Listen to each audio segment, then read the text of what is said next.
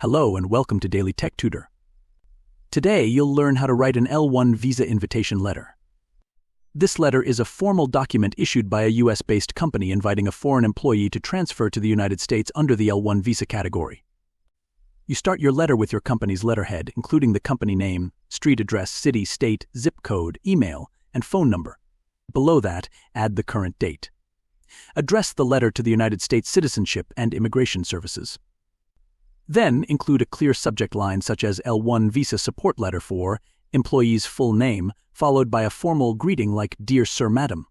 After that, write, "We are pleased to invite employee's full name, currently employed at our foreign office location as a current position, to transfer to our U.S. office located at the U.S. office address under the L-1 Intracompany Transferee Visa Program.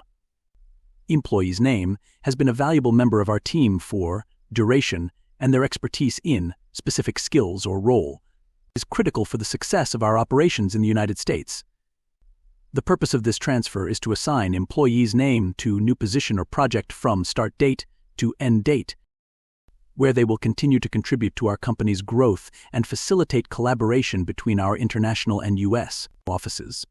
We fully support this transfer and will provide all necessary resources for their smooth relocation and employment in the U.S. Sincerely, signature, printed name." Here's our sample L-1 visa invitation letter.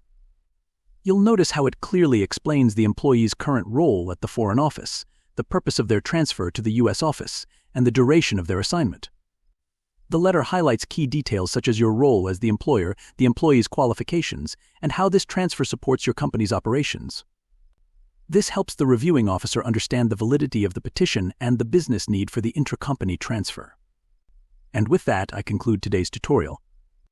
If you found it helpful, please like and subscribe for more tips on drafting formal letters.